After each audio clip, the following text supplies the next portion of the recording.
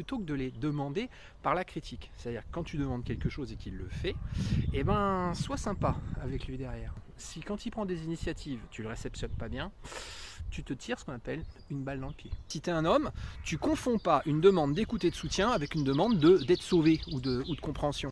Donc l'erreur du mâle, c'est sa femme vient lui voir après sa journée, ça va pas forcément super bien.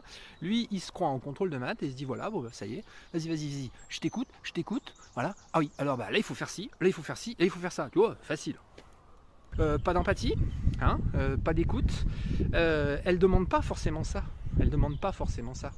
Et puis ça devient un peu oppressant, cette espèce de système où elle a un problème et puis toi, en 10 minutes, tu vas lui trouver 50 solutions, comme si quoi.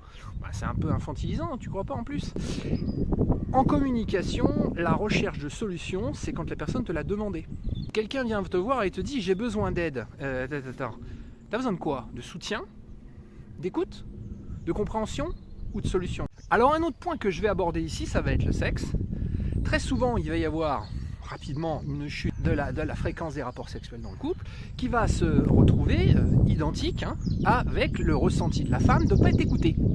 Et méfie-toi quand il va y avoir un risque, conscient ou pas finalement, que la libido s'effondre si tu ne te sens pas écouté. Parce que de l'autre côté, le mec, lui, il a le sentiment qu'on l'aime pas. C'est-à-dire que si une femme se sent écoutée, respectée et comprise, bah, elle va avoir envie de son partenaire. L'homme est un peu plus basique, donc finalement, si elle aime pas, si elle n'est pas gentille avec lui, lui est malheureux. Voilà. Alors fais attention à couper la source du rapport sexuel parce que ça va tout de suite le mettre en insécurité. Pas consciemment. Il y en a à sentir qu'elle m'aime plus. Et alors, si elle n'en aime plus, elle va faire plein de bêtises. Donc faites attention à la perception du sexe dans le couple. Bon, c'est assez générique, mais pour l'homme, le sexe va juste dire elle m'aime. Alors que pour la femme, ça veut dire que s'il m'aime, alors à ce moment-là, on fera des rapports sexuels. Oula. Donc s'il m'aime égale, il m'écoute. Il a l'écoute, il est respectueux, il ne me prend pas pour une imbécile. Quand je lui parle de ma journée, il ne me donne pas des leçons de morale, tu vois, des petits trucs comme ça. Alors un autre petit conseil pour toi, monsieur, attends pas qu'elle s'agace pour être sympa avec elle. Attends pas qu'elle te dise précisément, ah bah oui, évidemment, il y a un autre sujet dans le couple, évidemment.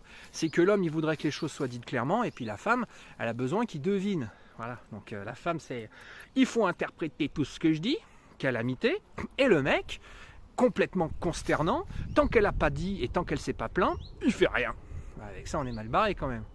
Vous comprenez ? Donc, finalement, pour l'avoir, cette histoire de happy life, il va peut-être falloir que toi, monsieur, tu sois un peu plus à l'anticipation de ce qui pourrait la rendre heureuse. Une femme, elle aime être surprise, qu'on se